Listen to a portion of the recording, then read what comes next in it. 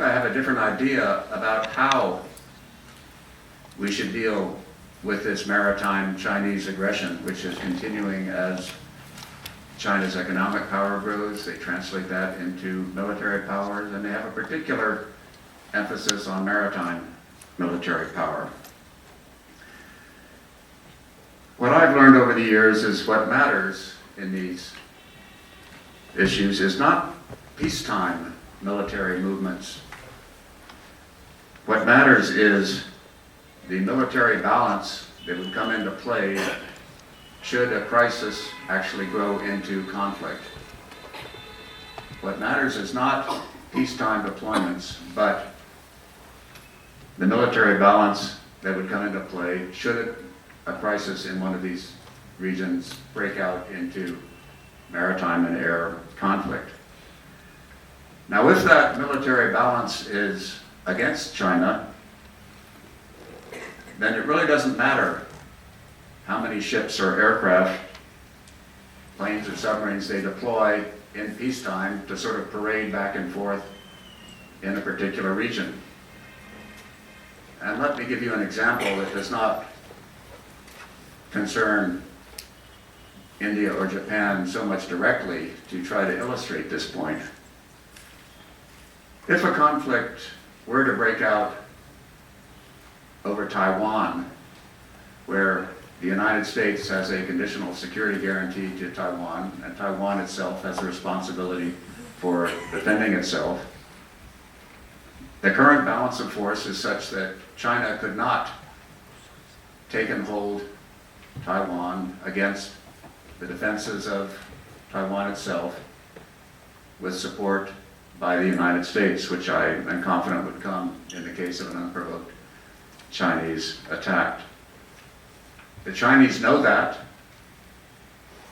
They therefore seek other ways to expand their influence and power in that sub-region of East Asia. And the deployments they make in peacetime, most recently, for example, the transit of their new carrier through the Taiwan Strait, are really symbolic, not decisive. Now, we can have a separate discussion about gunboat diplomacy and symbolism and all of that, but I'm talking about the military reality of the situation.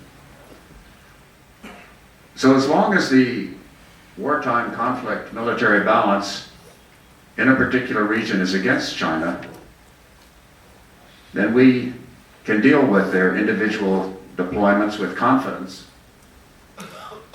We can counter them, we can discount them, we can trail them, we can protest them,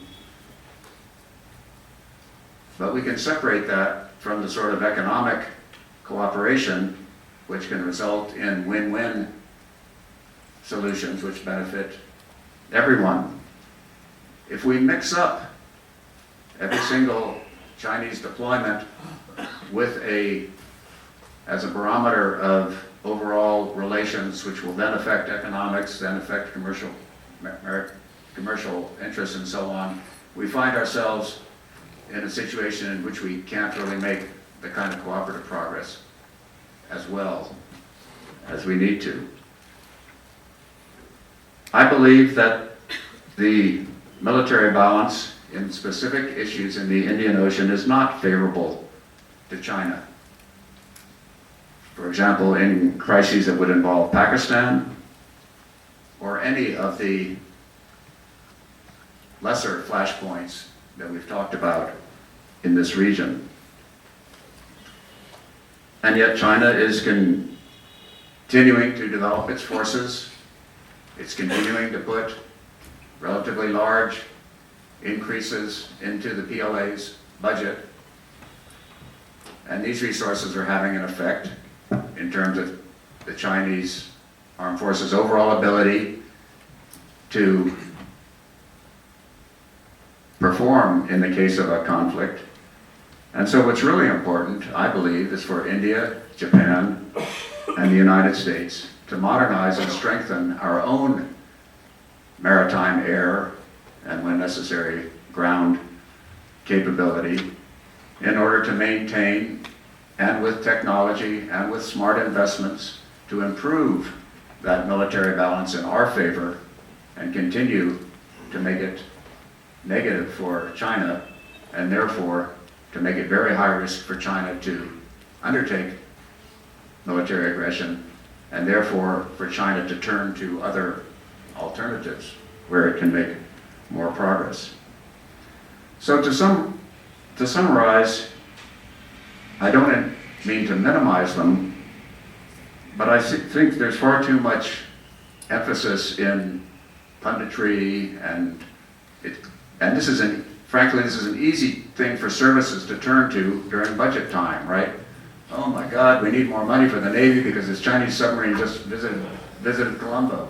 You know, I mean, I've used that, things like that in the past. But among professionals, I think we need to be clear thinking about this, and we need to spend our analytical and our planning and our acquisition and our training and our coalition planning and exercising together on the real wartime military balances, so that we maintain this favorable balance of power for those who believe, as most of us do, that the Indian Ocean should be an ocean of peace and development and security, not an ocean of competition and conflict. Thank you.